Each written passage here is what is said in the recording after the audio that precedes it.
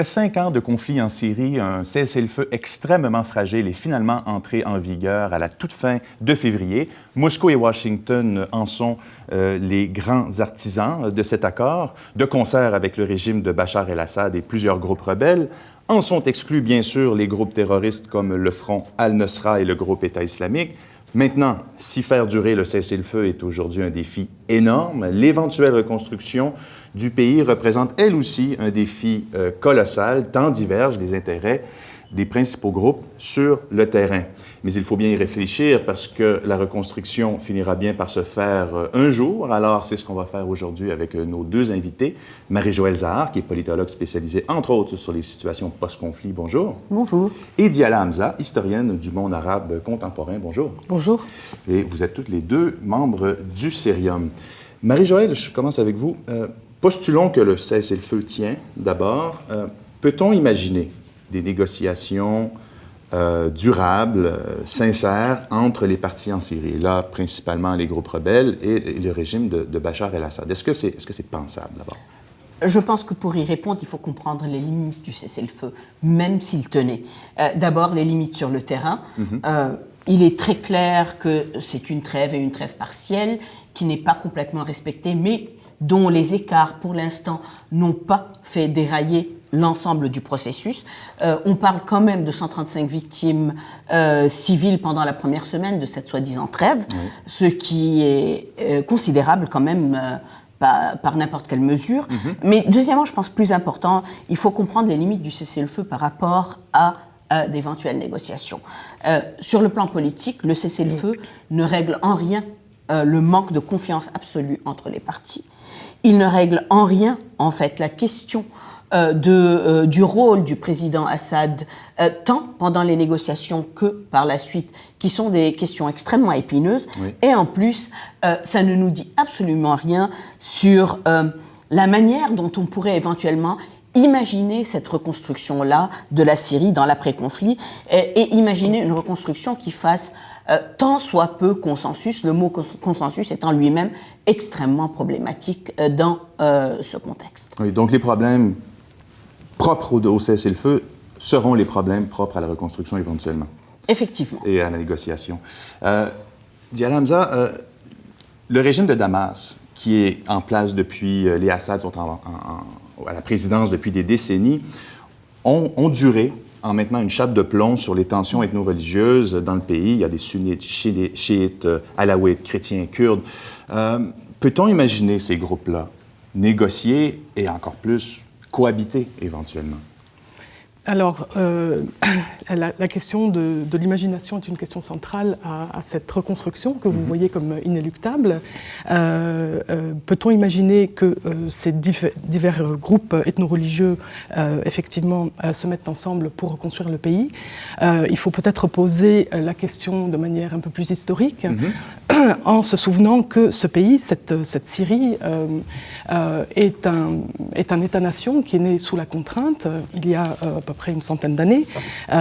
Elle est issue donc du démantèlement de l'Empire ottoman et elle accède au statut d'État-nation donc sous le régime mandataire mis en place par la Société des Nations après la Première Guerre mondiale. Donc c'est un État-nation qui est né sous la contrainte, sous la domination coloniale, et c'est un État-nation qui s'est maintenu par la contrainte, par la violence et l'autocratie du régime des Assad. Donc c'est le cadre même de l'État-nation qu'il faudrait peut-être avoir le courage de questionner quant à la reconstruction même de ce pays. Je conçois que cette possibilité-là nous paraisse d'autant plus problématique à envisager qu'elle semble être celle voulue justement par des groupes exclus du processus, comme l'État islamique, qui a fait imploser justement ses frontières mandataires. Qui viennent des accords de Sykes-Picot, qui viennent de la conférence de San Remo, plutôt, donc la conférence de San Remo qui a lieu donc en 1920 et qui n'est pas exactement celle des accords de Sykes-Picot. Donc ces accords secrets conclus entre la France et l'Angleterre en pleine Première Guerre mondiale. Donc il faut se rappeler aussi que la possibilité, si vous voulez, d'imaginer cet ensemble qui naît donc ces ensembles plutôt qui naissent du démantèlement de l'Empire ottoman, avait déjà été, si vous voulez, pensé dans des cadres idéologiques non islamistes. Pensons par exemple au projet panarabe, qui incluait bien sûr toute cette région au sens très large, n'est-ce pas, donc toutes les ex-provinces arabes de l'Empire ottoman. Donc de l'Irak jusqu'à l'Afrique du Nord, en fait, y compris la péninsule arabique dans son ensemble. Donc la question véritablement de la reconstruction au sein de l'État-nation est une question qui devrait se poser. Et là, ce n'est pas le cas en ce moment. Je crois que dans aucun des plans de négociation qui est sur la table, le médiateur de l'ONU, Misrata, jamais n'a fait référence à une telle chose. Donc, on est toujours dans un contexte de non-remise en question des frontières. Écoutez, en fait, je pense que ce qui est intéressant, justement en juxtaposant l'histoire et le contexte contemporain, c'est de voir à quel point, et je pense que c'est vrai tant du côté du régime que du côté des opposants, à quel point tous les Syriens qui s'expriment sur la question, en fait, tiennent absolument à ce qu'ils appellent l'intégrité territoriale de la Syrie. Et donc, en fait, tout artificiel que sa création puisse être, aujourd'hui, les gens y tiennent et c'est devenu essentiellement un motto qui est l'une des rares choses qui unissent les différentes parties. Maintenant, est-ce parce qu'en fait, il y a une pauvreté de l'imaginaire collectif, donc on n'arrive pas à imaginer d'autres modalités? Il est dans un carcan, oui. Est-ce en fait aussi parce qu'il y a une peur de ce que pourrait impliquer le démantèlement de la Syrie et donc, par conséquence, le démantèlement et la réorganisation de la région dans son ensemble? Est-ce également tout simplement parce que beaucoup de groupes, notamment les minorités, ont peur de se retrouver dans une situation où elles seront extrêmement minoritaires et donc où elles pourront peut-être même craindre pour leur survie? Il y a plusieurs raisons pour lesquelles cette question-là n'est pas sur le tapis des débats, mais il faut aussi dire que pour Staffan de Mistura, qui représente les Nations Unies sont une organisation d'États. Alors, même si ce ne sont pas tous des États-nations au sens européen du terme, mais c'est une organisation d'États qui n'a donc pas le mandat de démanteler ou de remettre en cause, sauf dans des cas très particuliers, la souveraineté étatique et l'intégrité territoriale. Vous avez parlé des minorités. Peut-être, point d'information, Diala Hamza, pourriez-vous nous dire justement quelles sont les minorités? On sait que le régime de Damas, des Assad, c'est une minorité alaouite qui est elle-même une secte au sein du chiisme. C'est quoi le portrait ethno-religieux Alors, le portrait ethno-religieux de la Syrie, c'est celui donc d'un pays qui est composé à peu près à 75% de sunnites, qui est la branche majoritaire de l'islam, et le restant, c'est-à-dire le quart restant, étant composé diversement donc d'alaouites, donc cette minorité qui depuis à peu près, je pense, les années 70 est reconnue d'ailleurs comme une branche particulière du chiisme. 10-11% sont les estimations relatives donc à cette communauté. Donc le pouvoir qui est en place depuis des décennies est une toute petite minorité. Tout à fait. Et le reste étant composé donc de chrétiens et de druzes. Donc vous voyez que la composition est elle-même extrêmement déséquilibrée. Elle ne correspond pas forcément par ailleurs à des découpages territoriaux, même si la France, du temps où elle avait mandat sur la Syrie, avait tenté justement de rationaliser ce territoire en y créant donc des enclaves finalement qui, d'après elle, correspondaient à des découpages ethno-religieux.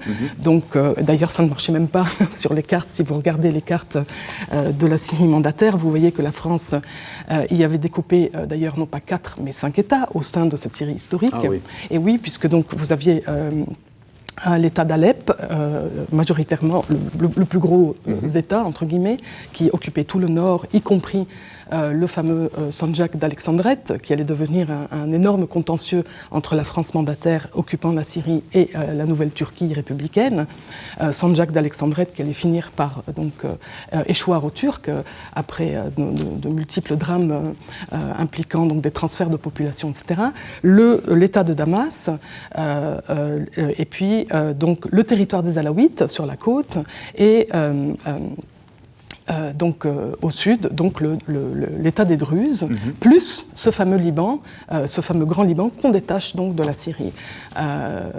Vous voyez que donc, ces découpages ne correspondent pas forcément, donc, encore une fois, à la répartition religieuse, qui est par ailleurs, et notamment depuis la grande réforme agraire menée à partir des années 60, va être complètement, recomposée, surtout dans les villes et suite à l'exode rural. Donc vous allez avoir toutes les communautés qui vont finir par être représentées dans les villes. Et vous voyez aussi que donc, les Kurdes, ma foi, ne sont pas exactement parfaitement représentés dans la projection politique que la France avait prévue pour alors qu'ils jouent aujourd'hui un rôle très important, dans le conflit en tout cas, joue un rôle majeur contre le régime de Bachar el-Assad. Faisons un peu j'hésite à utiliser l'expression, mais utilisons-la quand même, un peu de politique fiction. Ça a été une dictature très centralisée jusqu'à maintenant, la Syrie. La reconstruction, il faudra bien penser à un système politique. Est-ce qu'on peut imaginer quelque chose qui soit durable, qui soit fonctionnel dans cet État morcelé sur le plan ethno-religieux? Alors, si tu me permets, Marie-Joëlle, donc Marie-Joëlle avait évoqué tout à l'heure la question de la pauvreté de l'imaginaire politique. Alors, est-ce que c'est par crainte, est-ce que c'est par donc nostalgie qu'on s'accroche au cadre de cet État-nation? Toujours est-il que, si vous voulez, les options sont quand même ne sont pas réjouissantes. Vous avez la reconstruction du Liban suite à la guerre civile donc, qui ravage ce pays de 75 à 90. Liban voisin, oui, tout juste oui, à côté. Finalement, avec une guerre civile qui se termine en 90 avec la mise en place des accords de Taïf, reconduit quasiment à l'identique un système confessionnel né justement sous le mandat français sur le Liban. Où on assure certaines fonctions de l'État à différents groupes. C'est ça, où finalement c'est une république confessionnelle. Religieux, voilà, où donc à chaque communauté échoit certaines fonctions, certains rôles politiques particuliers. Et donc, donc tout ça est issu d'un contrat tacite qu'on appelait le pacte national, donc au début des années 40 au Liban. Alors ça c'est un modèle. Est-ce celui-là qui va finir par il n'y a rien qui est sur la table en ce moment, il n'y a rien qui a été avancé. C'est ça. Est-ce le modèle fédéral qui dysfonctionne tout autant en Irak, par exemple, ne faudrait-il pas plutôt imaginer, mais encore une fois ce ne serait pas du coup le mandat des Nations Unies, un système plus régional, donc voilà, qui permettrait d'inclure en fait tous ces territoires. C'est des questions qui vont effectivement finir par devoir se poser, même si on ne les pose pas pour l'instant.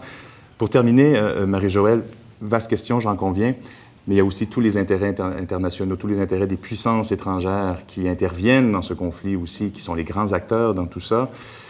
Est-ce qu'entre eux, on peut imaginer une certaine concorde pour la solution du conflit? Si un minimum de consensus est difficile à imaginer entre les acteurs syriens, je pense qu'un minimum de concorde entre les acteurs internationaux est également difficile à imaginer. Pour plusieurs raisons. D'abord, historiquement, parce que ce ne sont pas des acteurs qui viennent de débarquer sur la scène. Ils ont des alliances de longue date avec différents groupes. Ils ont également des intérêts de longue date qu'ils poursuivent dans la région. Et je pense ici particulièrement en fait aux acteurs régionaux qui, à certains égards, ont une stratégie de plus longue durée que les acteurs internationaux, parce qu'en fait, pour eux, il s'agit de leur, si vous permettez l'expression, espace vital quelque part. Par ailleurs, nous avons des acteurs internationaux qui diffèrent énormément dans leur approche de la crise, avec certains qui ont un engagement plus long, plus durable, plus cohérent. D'autres, en fait, qui hésitent de s'impliquer de manière sérieuse, mais qui en même temps sont très impliqués. Et tout ça dans un contexte où il y a un système d'alliance très affaibli dans la région, et donc où les puissances régionales, parlons d'Arabie Saoudite, d'Iran, parlons même de l'État d'Israël, ne sont plus vraiment des alliés fiables qui peuvent rentrer dans des accords avec les grandes puissances pour essayer de stabiliser les choses. Chacun suit aujourd'hui ses propres intérêts et cela déstabilise énormément tout le processus. Tout à fait. Marie-Joëlle Zahar, Diala Hamza, merci infiniment de nous avoir éclairés là-dessus et je sens qu'on va s'en reparler prochainement. Merci beaucoup. Merci à vous.